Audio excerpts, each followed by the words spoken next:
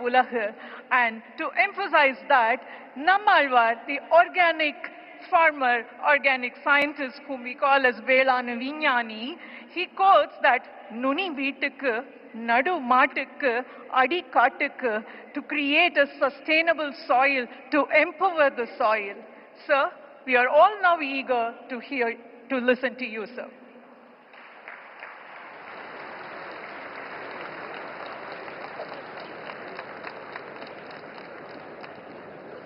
வணக்கம்.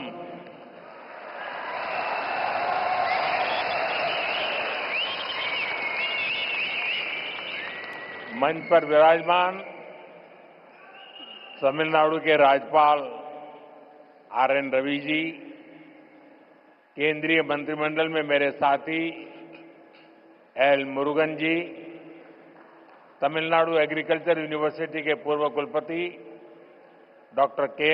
रामास्वामी जी, अलग अलग कृषि संगठनों से आए गणमान्य सभी महानुभाव, अन्य उपस्थित जनप्रतिनिधिगण, मेरे प्यारे किसान भाइयों और बहनों और देश भर में डिजिटल टेक्नोलॉजी के माध्यम से लाखों किसान हमारे साथ जुड़े हुए हैं। मैं यहां से उनको भी वणक्कम कहता हूं, नमस्कार कहता हूं। और सबसे पहले मैं आपकी भी और देश भर में जमा हुए मेरे किसान भाई बहनों की भी क्षमा मांगता हूं। मुझे आने में करीब करीब 1 घंटा देरी हो गई, क्योंकि मैं आज पुट्टपर्ती में सत्य साईं बाबा के कार्यक्रम में था, लेकिन वहां कार्यक्रम थोड़ा लंबा चल गया तो मुझे आने में विलंब हुआ।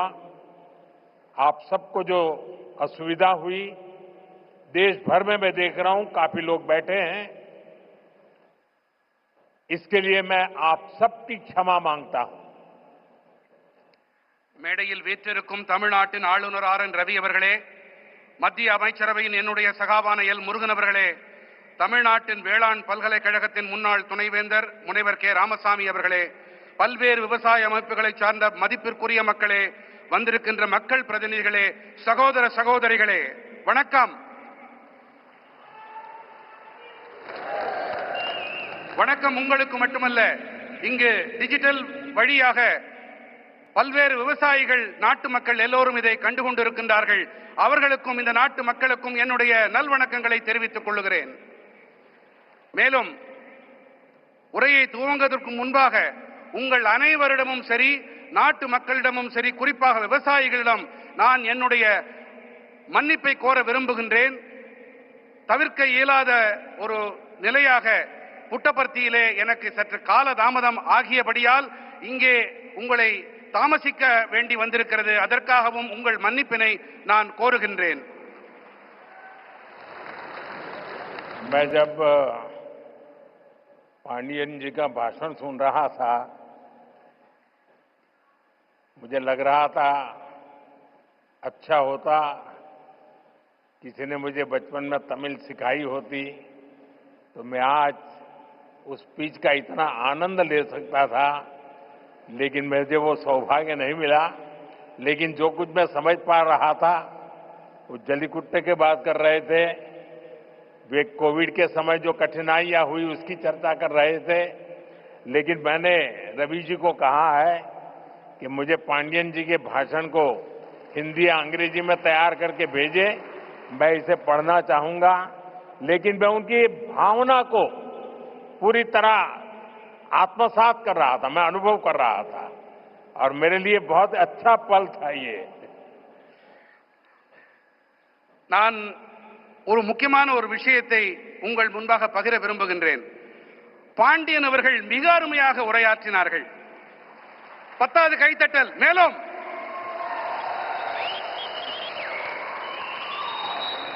அவருடைய உரையை தமிழிலே இருந்ததால் என்னால் முழுமையாக புரிந்து கொள்ள முடியவில்லை. சிறுவயதில் நான் தமிழையும் கற்றிருக்கலாமே என்று அடிக்கடி நினைப்பதுண்டு. இன்று பாண்டியன் அவர்களுடைய உணர்வுமயமான இந்த உரை அந்த முழுமையாக அதை புரிந்து கொள்ள முடியவில்லை என்றாலும் அந்த உணர்வு என்னை தொட்டது. மாண்புமிகு ஆளுநர் ரவி ஐயா அவர்களிடம் நான் விண்ணப்பித்திருக்கிறேன். பாண்டியன் அவர்கள் ஐயாவுடைய உரையை அதனை ஹிந்தி மொழியிலே அல்லது ஆங்கிலத்திலே மொழியாக்கம் செய்து எனக்கு தெரிவித்துக் கொடுக்குமாறு அவரிடம் விண்ணப்பித்திருக்கிறேன். जब मैं यहां मंच पे आया तो मैं देख रहा था काफी किसान भाई बहन वो अपना गमछा घुमा रहे थे, तो मुझे लग रहा था कि बिहार की हवा मेरे आने से पहले पहुंच गई है. நான் இங்கே மேடையிலே வந்தபோது பல விவசாய வேளாண் குடிமக்கள் தங்களுடைய மேல் துண்டை அவர்கள் சுழற்றிக் கொண்டிருந்தார்கள். பீகாருடைய காற்று இங்கேயும் வீசுகிறதோ என்று என் மனம் அவாவியது.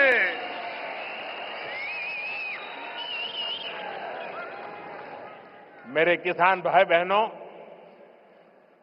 कोयम्बटूर की इस पावन धरती पर सबसे पहले मैं मरुदमलई के भगवान मुरुगन को प्रणाम करता हूं. कोयम्बटूर कल्चर, कंपैशन और क्रिएटिविटी की भूमि है. ये शहर अपनी दक्षिण भारत की उद्यम शक्ति का पावर सेंटर है. கோயமுத்தூரின் இந்த புனிதமான மண்ணிலே மருதமலையில் குடிகொண்டிருக்கும் ஐயன் முருகனை நான் முதன்மையாக தலை வணங்குகின்றேன். கோயம்புத்தூர் என்பது கலாச்சாரம், கனிவு, கவின் படைப்பு திறன் ஆகியவற்றை தனக்கு சொந்தமாக்கிக் கொண்ட பூமி. இந்த நகரமானது தென் பாரதத்தின் தொழில் முனைவு ஆற்றலின் சக்தி பீடம். यहां का टेक्सटाइल सेक्टर देश की इकोनॉमी का बहुत बड़ा कंट्रीब्यूटर है और अब तो कोयम्बटूर एक और मायने में विशेष बन गया है. यहां के भूतपूर्व सांसद सीपी राधाकृष्णन जी अब उपराष्ट्रपति के तौर पर हम सबका मार्गदर्शन कर रहे हैं. இங்கே இருக்கும் ஜவுளித்துறை தேசத்தின் பொருளாதாரத்திற்கு பெரும் பங்களிப்பு அளிக்கக்கூடியது. மேலும் இப்போது கோயம்புத்தூர் மேலும் ஒரு காரணத்தால் சிறப்பு பெறுகிறது. இங்கே நாடாளுமன்ற உறுப்பினராக இருந்த சிபி ராதாகிருஷ்ணன் அவர்கள் இப்போது துணை குடியரசுத் தலைவராக நம் அனைவருக்கும் வழிகாட்டிக் கொண்டிருக்கின்றார்.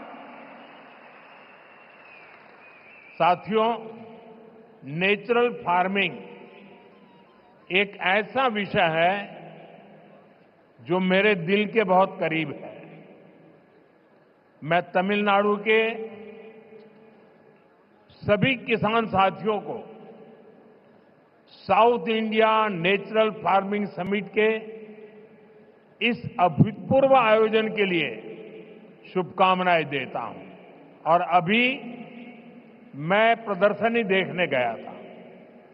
मुझे बहुत किसानों से बातचीत करने का सौभाग्य मिला और कोई मैकेनिकल इंजीनियरिंग करके पीएचडी करके खेती कर रहा है, कोई नासा में चंद्रयान का काम करते करते छोड़ करके खेती कर रहा है और खुद खेती करता है. इतना ही नहीं, अनेक किसानों को वो तैयार कर रहे हैं, नौजवानों को ट्रेन कर रहे हैं. मुझे आज सार्वजनिक रूप से स्वीकार करना होगा, अगर मैं आज इस कार्यक्रम में न आया होता तो मैंने मेरी जिंदगी में बहुत कुछ गंवाया होता. और आज मैंने यहां आकर के बहुत कुछ सीखा है. मैं अब मन से तमिलनाडु के किसानों की जो हिम्मत है, परिवर्तन को स्वीकार करने की उनकी जो ताकत है, उसको 100 सलाम करता हूं। நண்பர்களே, இயற்கை விவசாயம் என்பது விசேஷமான ஒன்று. இது என் இதயத்துக்கு மிகவும் நெருக்கமானது. நான் தமிழ்நாட்டின் அனைத்து வேளாண் குடிமக்களுக்கும் நண்பர்களுக்கும் தென்னிந்திய இயற்கை விவசாய மாநாட்டின் பொருட்டு என் மனம் கனிந்த நல்வாழ்த்துக்களை தெரிவித்துக் கொள்கிறேன். அடுத்ததாக, இங்கே மேடைக்கு வருவதற்கு முன்பாக நான் அங்கே காட்சிப்படுத்தப்பட்டிருக்கும் பல்வேறு அரங்குகளை சென்று பார்த்தேன். ஒருவர் இயந்திர பொறியியலில் முனைவர் பட்டம் பெற்ற பிறகு விவசாயத்திற்கு வந்திருக்கிறார். ஒருவர் இஸ்ரோவை விட்டுவிட்டு, அந்த வேலையை விட்டுவிட்டு இங்கே வேளாண் தொழிலை புரிய வந்திருக்கின்றார்.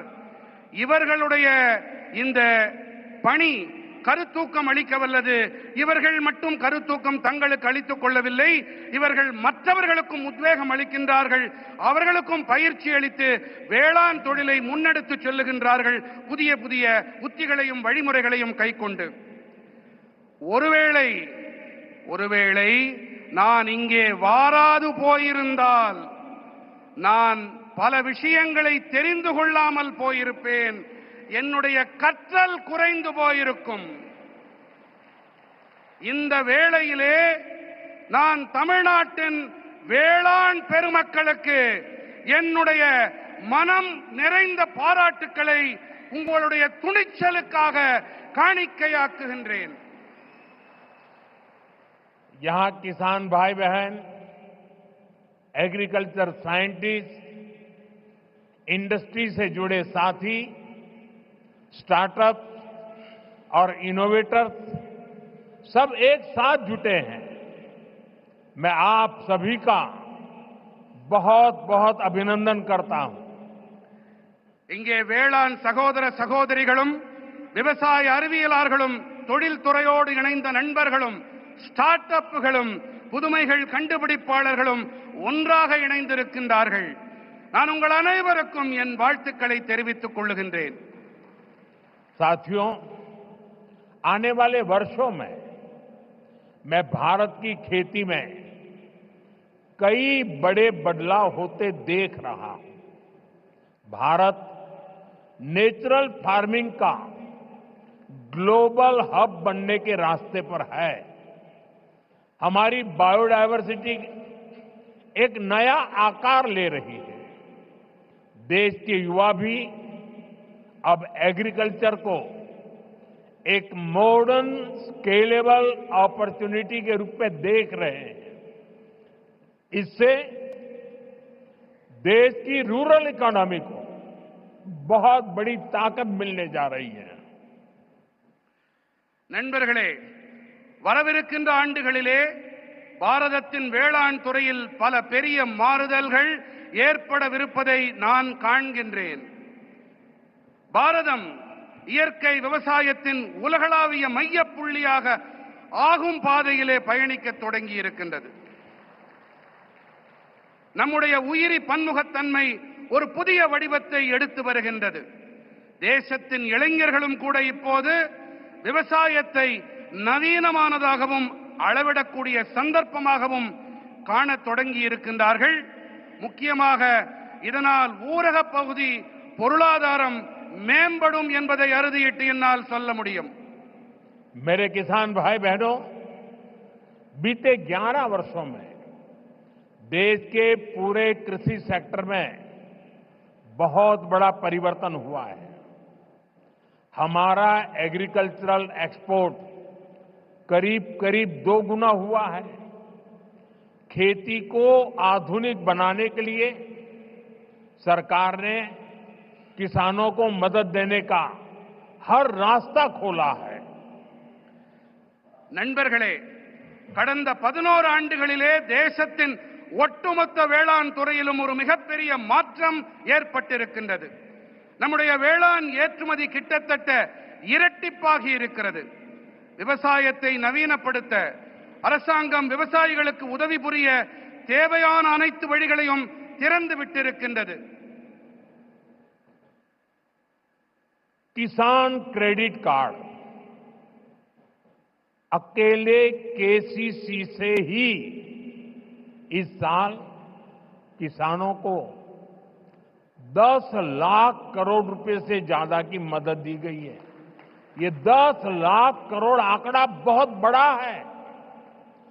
7 साल पहले पशुपालकों और मछली पालकों को केसीसी की सुविधा मिलने के बाद वो भी इसका जमकर लाभ उठा रहे हैं। बायो फर्टिलाइजर पर जीएसटी कम होने से भी किसानों को बहुत फायदा हुआ है। விவசாயிகள் கடன் அட்டை மூலமாக மட்டுமே இந்த ஆண்டு விவசாயிகளுக்கு 10,000 கோடி ரூபாய்க்கும் அதிகமான உதவிகள் அளிக்கப்பட்டிருக்கின்றன. 7 ஆண்டுகளுக்கு முன்பாக கால்நடை பராமரிப்பாளர்களுக்கும் மீன் வளர்ப்பாளர்களுக்கும் இந்த விவசாய கடன் அட்டை வசதி கிடைத்த பிறகு அவர்களும் கூட இதனால் நிறைவான பலன்களை பெற்று வருகின்றார்கள். உயிரி உரங்கள் மீதான ஜிஎஸ்டி வரியை குறைக்கப்பட்டதாலும் விவசாயிகளுக்கு அதிக ஆதாயங்கள் கிடைத்திருக்கின்றன. साथियों, अभी कुछ ही देर पहले इसी मंच से हमने देश के किसानों को पीएम किसान सम्मान निधि की अगली किस्त जारी की है। देश के कोने कोने में किसानों को 18,000 करोड़ रुपए ट्रांसफर हुए हैं। यहां तमिलनाडु के भी लाखों किसानों के खाते में पीएम किसान सम्मान निधि के पैसे पहुंचे हैं। நண்பர்களே, இப்போது சற்று நேரம் முன்பாக இந்த மேடையிலிருந்து தேசத்தின் விவசாயிகளுக்கு பிரதம மந்திரி விவசாயிகள் கௌரவ கொடையின் அடுத்த தவணை கொண்டு சேர்க்கப்பட்டது. தேசத்தின் அனைத்து மூலைகளில் இருக்கும் விவசாயிகளுக்கும் 18,000 கோடி ரூபாய் பரிமாற்றம் செய்யப்பட்டிருக்கின்றது. இங்கே தமிழ்நாட்டிலும் கூட பல லட்சம் விவசாயிகளின் வங்கிக் கணக்குகளிலும் பிரதம மந்திரி விவசாயிகள் கௌரவ கொடை அளிக்கப்பட்டிருக்கிறது. साथियों, अब तक इस योजना के तहत देश के छोटे किसानों को 4 लाख करोड़ रुपए की राशि सीधे उनके बैंक खाते में भेजी जा चुकी है। ये राशि किसानों के खेती से जुड़े अनेक कामों को पूरा करने का माध्यम बनी है। मैं इस योजना के लाभार्थी करोड़ों किसान भाई बहनों को बहुत बहुत शुभकामनाएं देता हूं। நண்பர்களே, இதுவரை இந்த திட்டத்திற்கு உட்பட்டு தேசத்தின் சிறு விவசாயிகளுக்கு 4 லட்சம் கோடி ரூபாய் தொகை நேரடியாக அவர்களுடைய வங்கிக் கணக்குகளிலே செலுத்தப்பட்டாகிவிட்டது. இந்த தொகை விவசாயத்தோடு தொடர்புடைய பல்வேறு பணிகளை நிறைவேற்றிக் கொள்ளும் சாதனமாக விவசாயிகளுக்கு பயனளிக்கிறது. இந்த திட்டத்தால் பயனடைந்த கோடிக்கணக்கான விவசாயிகளுக்கு நான் என் நல்வாழ்த்துக்களை தெரிவித்துக் கொள்ளுகின்றேன். वहां पीछे 2 बालिकाएं प्ले कार्ड लेकर कब से खड़ी है, हाथ उनके थक जाएंगे। मैं सिक्योरिटी के लोगों से कहूंगा कि वो लेकर के, शायद मेरे लिए लेके आई है, वो लेकर के मुझे दे दीजिए और आपका जो कुछ भी मैसेज होगा मैं उसको बड़ी गंभीरता से लूंगा। அங்கே கூட்டத்திலே ஒரு சிறுவன் கையிலே ஒரு பதாகையை ஏந்தி கொண்டிருக்கின்றான். அந்த குழந்தையிடமிருந்து பாதுகாப்பு அமைப்பைச் சேர்ந்தவர்கள் அவர்கள் அந்த பதாகையை வாங்கிக் கொண்டு வாருங்கள். கண்ணா, அதுல என்ன எழுதியிருக்கோ அதை நான் சீரியஸா எடுத்துக்கிறேன், அத கருத்துல கொள்றேன் அப்படிங்கறத நான் தெரிவிச்சுக்கிறேன். उसको जरा कलेक्ट करके मेरे पास पहुंचा दीजिए. அதை யாராவது கொஞ்சம் சேகரிச்சிட்டு இங்க கொண்டு வாங்க. साथियों, थैंक यू बेटा, आप कब से हाथ ऊपर करके खड़े थे. साथियों, கண்ணா ரொம்ப நேரமா கைய அதை தூக்கிட்டே நின்னுட்டு இருந்த, ரொம்ப ரொம்ப நன்றி உனக்கு. साथियों, नेचुरल फार्मिंग का विस्तार आज 21वीं सदी की कृषि की मांग है. बीते कुछ सालों में मांग बढ़ने के कारण खेतों में एग्रीकल्चर से जुड़े कई सेक्टर्स में केमिकल्स का इस्तेमाल तेजी से बढ़ा है. நண்பர்களே, இயற்கை வேளாண்மையின் விரிவாக்கம் என்பது இன்று 21ஆம் நூற்றாண்டு வேளாண்மையின் தேவை. கடந்த சில ஆண்டுகளிலே தேவையின் அதிகரிப்பு காரணத்தாலே வயல்களிலே விவசாயத்தோடு தொடர்புடைய பல துறைகளிலே ரசாயனங்களின் பயன்பாடு விரைவாக அதிகரித்து வருகின்றது. केमिकल फर्टिलाइजर्स और पेस्टिसाइड्स के ज्यादा इस्तेमाल के कारण सॉइल फर्टिलिटी गिर रही है, सॉइल मॉइस्चर पर असर पड़ रहा है और इन सबके साथ फार्मिंग की कॉस्ट पर हर साल वो बढ़ती ही जा रही है. इसका सॉल्यूशन क्रॉप डाइवर्सिफिकेशन और नेचुरल फार्मिंग से ही संभव है. ரசாயன உரங்கள், பூச்சிக்கொல்லிகள் ஆகியவை அதிக அளவிலான பயன்படுத்தல் காரணமாக நிலத்தின் வளம் வீழ்ச்சியடைகிறது, மண்ணின் ஈரத்தன்மைக்கு பாதிப்பு ஏற்படுகிறது. மேலும் இவை அனைத்தோடு விவசாயத்தின் செலவினமும் ஒவ்வொரு ஆண்டும் அதிகரித்துக் கொண்டே இருக்கின்றது. இதற்கான தீர்வு என்னவென்று சொன்னால் பயிர்களின் பன்முகத்தன்மை மற்றும் இயற்கை வேளாண்மை மட்டுமே. साथियों, हमारी मिट्टी की फर्टिलिटी और क्रॉप में न्यूट्रिशनल रिवाइवल के लिए हमें नेचुरल फार्मिंग के रास्ते पर बढ़ना ही होगा. ये हमारा विजन भी है और हमारी जरूरत भी है. तभी जाकर हम अपनी आने वाली पीढ़ियों के लिए अपनी बायोडायवर्सिटी को संरक्षित रख पाएंगे.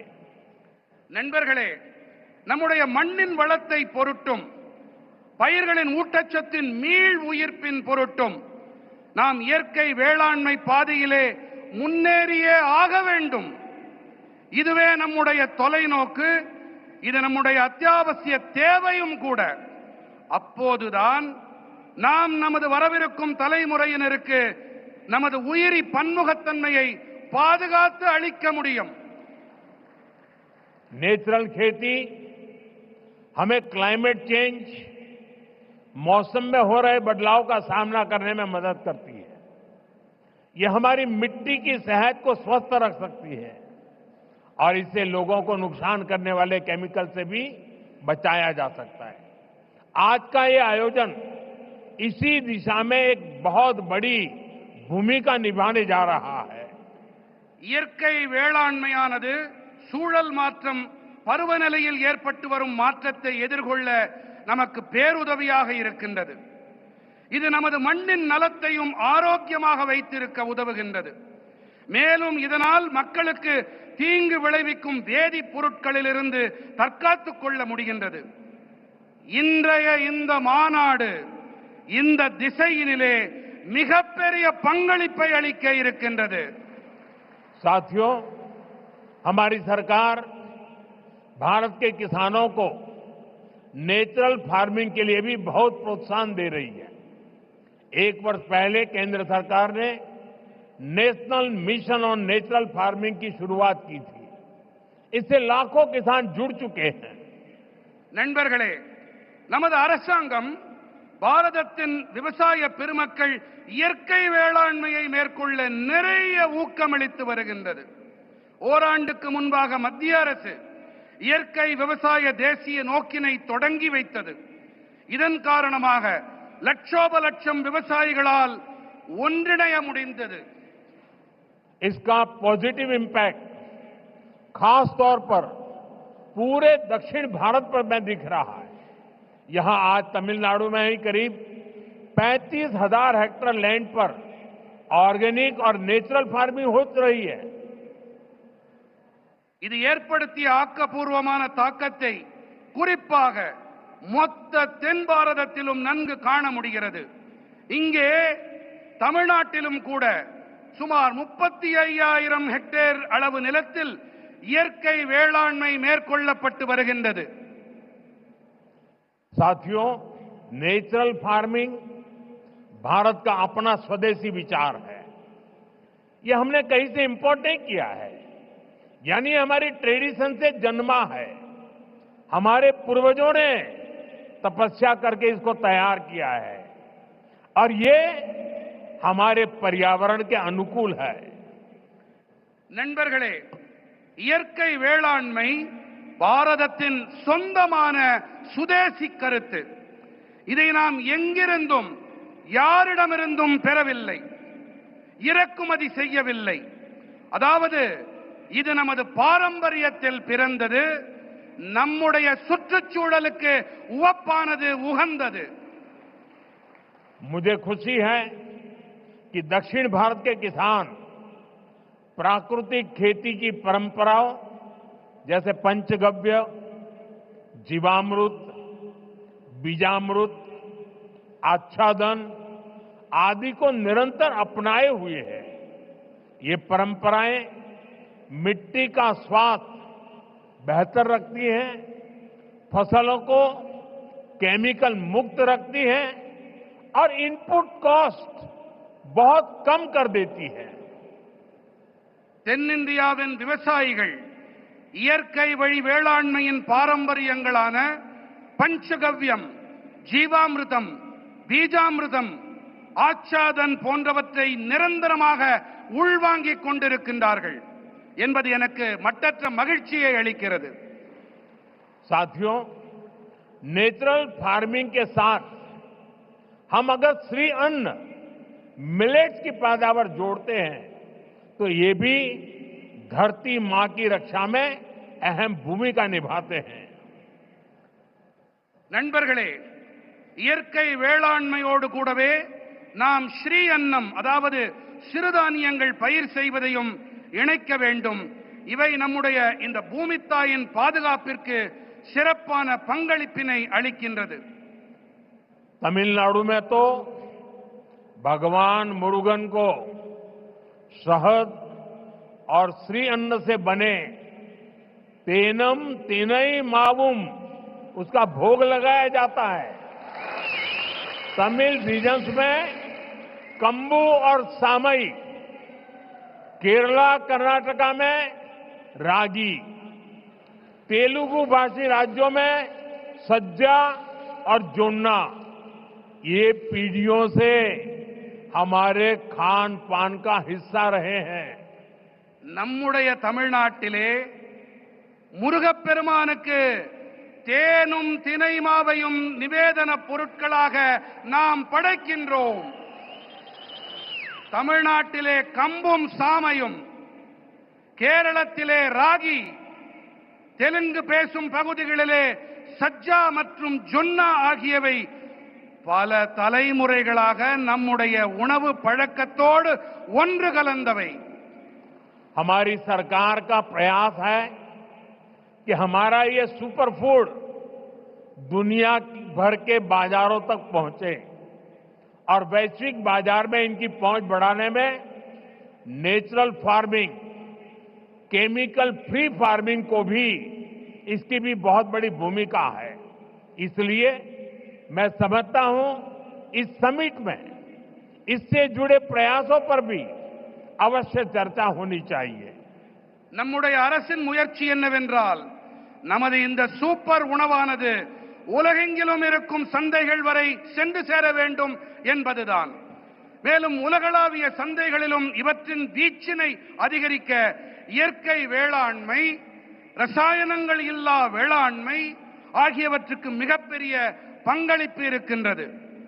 ஆகையினால்தான் இந்த மாநாட்டிலே இதோடு தொடர்புடைய முயற்சிகள் தொடர்பாகவும் கண்டிப்பாக விவாதங்கள் நடைபெற வேண்டும் என்று நான் விரும்புகிறேன், கருதுகிறேன்.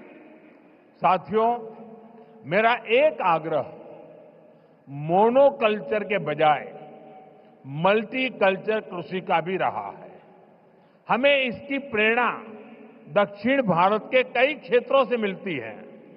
நண்பர்களே, ஒற்றை பயிருக்கு பதிலாக பல்வகை பயிர் வேளாண்மை இருக்க வேண்டும் என்பதே என்னுடைய ஆழமான விருப்பம்.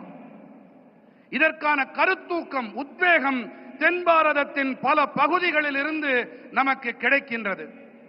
अगर हम केरला या कर्नाटका के हिली एरियाज में जाए तो हम मल्टी स्टोरी एग्रीकल्चर के उदाहरण दिखते हैं। एक ही खेती में नारियल, सुपारी और फ्रूट प्लांट्स होते हैं। इनके नीचे मसालों और काली मिर्च की खेती होती है। यानी छोटे से हिस्से में ही इतनी सारी चीजों को पूरी व्यवस्था बनाकर उगाया जा सकता है।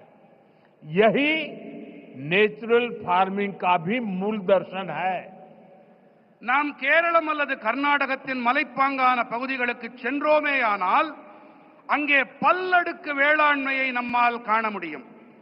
ஒரே வயலிலே தென்னை, பாக்கு, பழமரங்கள் ஆகியவை இருக்கும். இவற்றுக்கு இடையே கீழே ஊடுபயிராக மசாலா பொருட்கள், மிளகு போன்றவை பயிர் செய்யப்படுகின்றன. அதாவது ஒரு சின்ன பகுதியிலேயே கூட இத்தனை பயிர்களுக்கும் நிறைவான ஏற்பாடுகளை செய்து பயிர் செய்விக்க முடியும். இதுதான் இயற்கை வேளாண்மையின் அடிப்படை கோட்பாடு. खेती के इस मॉडल को हमें पान इंडिया लेवल पर आगे ले जाना है। मैं राज्य सरकारों से भी कहूंगा कि वो इस पर विचार करें कि कैसे हम इन प्रैक्टिस को देश के अलग अलग भूभागों में लागू कर सकते हैं। விவசாயத்தில் இந்த மாதிரியை நாம் இந்தியா நடுக கொண்டு செல்ல விரும்புகின்றோம். இதன் மீது கவனத்தை செலுத்த வேண்டும் என்று நான் மாநில அரசுகளிடம் வேண்டிக் கொள்ளுகின்றேன். அதாவது எப்படி இந்த வழிமுறைகளை தேசத்தின் பல்வேறு பகுதிகளிலும் அமல் செய்வது என்பதை நாம் ஆராய வேண்டும். साथियों, साउथ इंडिया एग्रीकल्चर की एक लिविंग यूनिवर्सिटी रहा है। इसी भूभाग पर दुनिया के सबसे पुराने फंक्शनिंग डैम्स बने। यहां 13वीं सेंचुरी में कलिंग रायन कैनाल बनी। यहां के मंदिरों के तालाब डिसेंट्रलाइज्ड वाटर कंजर्वेशन सिस्टम का एक मॉडल बने। நண்பர்களே, தென்னிந்தியா விவசாயத்தின் ஒரு வாழும் பல்கலைக்கழகமாக இருந்து வருகின்றது. இந்த பகுதியிலே உலகத்தின் மிக பழமையான இன்றும் கூட செயல்பட்டு வரும் அணைகள் உருவாக்கப்பட்டிருக்கின்றன. இங்கே 13ஆம் நூற்றாண்டைச் சேர்ந்த கலிங்கராயன் கால்வாய் உருவாக்கப்பட்டது. இங்கே இருக்கும் ஆலயங்களில் அமைந்த பரவலாக்கப்பட்ட நீர் பராமரிப்பு முறைகள், குளங்கள், அவை ஒரு மாதிரி ஆயின. इसी धरती ने नदियों के जल को नियंत्रित कर इसे खेती के लिए इस्तेमाल करने का मॉडल दिया। इसी धरती ने हजारों वर्ष पहले इतनी साइंटिफिक वाटर इंजीनियरिंग की है। इसलिए मेरा विश्वास है देश और दुनिया को नेचुरल फार्मिंग में लीडरशिप भी इसी भूभाग से मिलेगी। இந்த மண்ணின் ஓடு நதிகளின் நீரை நெறிப்படுத்தி இதை விவசாயத்திற்காக பயன்படுத்தியது இது ஒரு மாதிரியாக உருவானது. இந்த மண்ணில் ஆயிரக்கணக்கான ஆண்டுகளாக அறிவியல் பூர்வமான நீர் பொறியியல் மேற்கொள்ளப்பட்டு வருகின்றது. அந்த வகையிலே தேசத்திலும் சரி உலகிலும் சரி இயற்கை வேளாண்மைக்காக தலைமை ஏற்பு என்றால் அதுவும் கூட இந்த நிலப்பகுதியிலிருந்துதான் கிடைக்கும் என்பது என்னுடைய அசையா நம்பிக்கை. साथियों, विकसित भारत के लिए एक फ्यूचरिस्टिक एग्रीकल्चर इकोसिस्टम बनाने के लिए हम सभी को एक साथ मिलकर काम करना होगा. நண்பர்களே, வளர்ச்சியடைந்த பாரதத்திற்காக வருங்கால விவசாய சூழல் அமைப்பினை உருவாக்குவதற்காக நாம் அனைவரும் இணைந்து பணிபுரிய வேண்டும். मैं देश भर के मेरे किसान भाई बहनों को, तमिलनाडु के मेरे किसान साथियों से कहूंगा कि आप 1 एकड़ 1 सीजन से शुरुआत करें। यानी आप एक सीजन में 1 एकड़ भूमि पर अपने खेत में 1 एकड़ एक कोने में नेचुरल फार्मिंग करके देखें। वहां से जो नतीजे मिलेंगे उनके आधार पर आप दूसरे साल और ज्यादा करें, तीसरे साल और ज्यादा करें और आप आगे बढ़े। நான் நம்முடைய தேசத்தின் விவசாயிகளாகட்டும், இங்கே தமிழ்நாட்டின் விவசாய பிரதிநிதிகளாக இங்கே கூடியிருக்கும் வேளாண் துறை சகோதர சகோதரிகளாகட்டும், நீங்கள் அனைவரும் ஒரு ஏக்கர் ஒரு பருவம் என்பதிலிருந்து தொடங்குங்கள். அதாவது நீங்கள் ஒரு பருவ காலத்தில் ஒரு ஏக்கர் நிலத்தில் இயற்கை விவசாயம் செய்வதை தொடங்குங்கள். அதிலிருந்து உங்களுக்கு என்ன பலன்கள், என்ன விளைவுகள் கிடைக்கிறதோ அதை பொறுத்து விரிவாக்கம் செய்யுங்கள் என்று நான் என்னுடைய விவசாய சகோதர சகோதரிகளிடம் கேட்டுக்கொள்ளுகின்றேன். मैं सभी साइंटिस्ट और रिसर्च इंस्टीट्यूशन से भी आग्रह करूंगा कि नेचुरल फार्मिंग को एग्रीकल्चर करिकुलम का मुख्य हिस्सा बनाएं। आप गांव में जाकर किसानों के खेत को अपनी लैब बनाएं। हमें हर हाल में नेचुरल फार्मिंग को साइंस बैक्ड मूवमेंट बनाना होगा. இயற்கை விவசாயத்தை வேளாண் பாடத்திட்டத்தில் முக்கியமான பங்காக ஆக்குங்கள். கிராமங்களுக்கு சென்று விவசாயிகளின் வயல்களை உங்களுடைய பரிசோதனை கூடங்களாக ஆக்குங்கள் என்று நான் அனைத்து அறிவியலாளர்களிடமும் ஆய்வு நிறுவனங்களிடமும் வேண்டிக் கொள்ளுகின்றேன். நாம் எப்படியாவது நாம் இயற்கை விவசாயத்தை அறிவியல் சார்புடைய இயக்கமாக आक वेंडुम. नेचुरल फार्मिंग के इस अभियान में राज्य सरकारों और एफपीओज की बड़ी भूमिका और बहुत बड़ी भूमिका है. बीते कुछ सालों में देश में 10,000 किसान उत्पाद संघ एफपीओज बने हैं.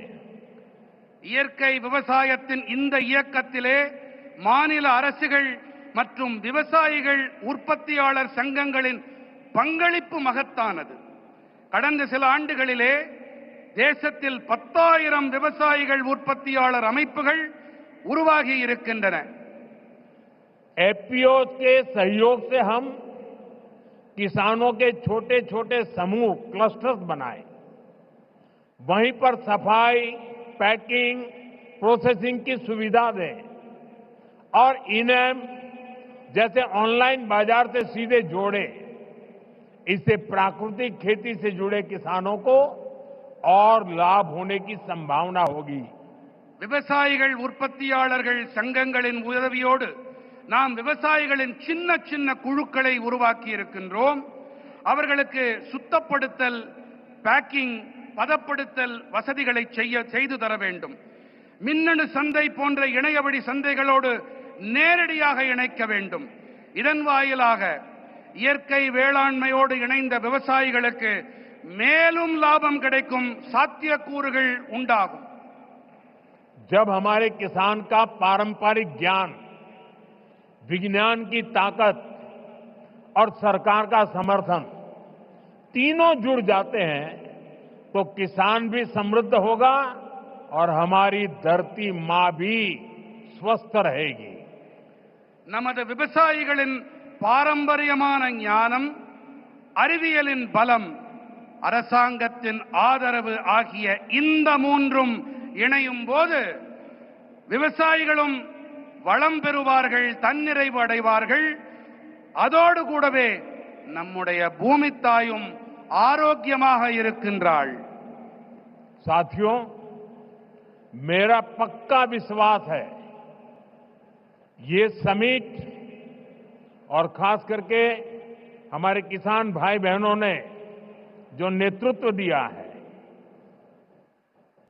इस समिट से देश में नेचुरल फार्मिंग को एक नई दिशा मिलने वाली है.